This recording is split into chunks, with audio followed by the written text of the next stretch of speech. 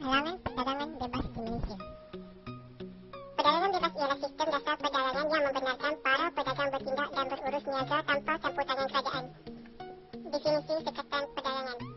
Sekatan perdagangan adalah dasar perdagangan luar kerajaan dalam mengawal ekspor dan import negara. Sebab-sebab wujud perdagangan bebas. Yang pertama, mempelbagaikan ekonomi negara. Khasnya memajukan industri perkilangan, bertujuan mengurangkan pergantungan negara pada import dan ekspor tertentu, menaikkan daya pengeluaran dan pendapatan negara serta menstabilkan ekonomi negara. Yang kedua, memperbaiki imbangan pembayaran yang negatif. Untuk memperbaiki imbangan pembayaran yang negatif, kerajaan harus mengurangkan import melalui sekatan import serta menambahkan ekspor melalui galakan ekspor. Yang ketiga, menambah pendapatan kerajaan. Kerajaan mengenakan cukai import untuk menambahkan pendapatan kerajaan. Tambahan pula, tarif bukan sahaja dapat membiayai lebihan perbelanjaan kerajaan tetapi juga boleh melindungi industri-industri tempatan. Terusnya, meningkatkan guna tenaga. Perkembangan industri-industri tempatan terutamanya industri perkilangan dapat mewujudkan banyak peluang pekerjaan dan seterusnya menambahkan pendapatan negara dan mengurangkan kadar pengangguran. Perjanjian perdagangan bebas. Pertama, Pertubuhan Perdagangan Dunia ataupun WTO. WTO merupakan sebuah pertubuhan yang ditubuhkan bagi menggalakkan perdagangan antarabangsa melalui pembukaan pasaran dan pengukuhan peraturan perdagangan barangan.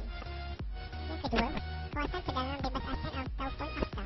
AFTA adalah kesepakatan daripada negara-negara ASEAN untuk membentuk suatu kawasan perdagangan bebas dalam meningkatkan daya saing ekonomi kawasan serantau ASEAN.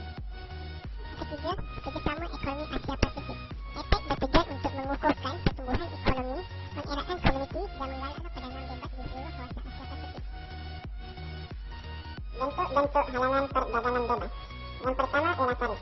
Tarif merupakan cukai yang dikenakan oleh kerajaan terhadap barang dan perkhidmatan yang diimport. Yang kedua ialah kota.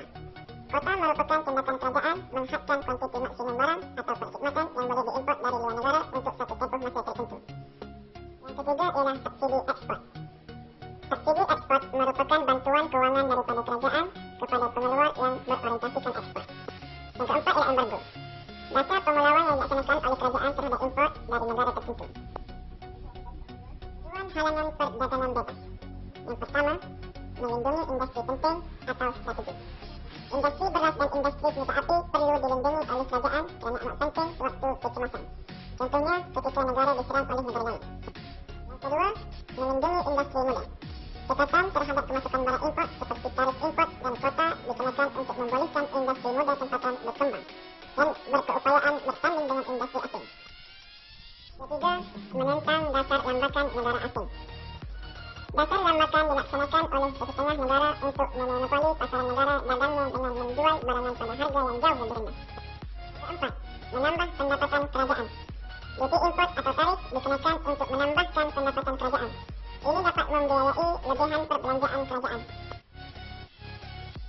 Kebaikan dan keburukan perdagangan bebas.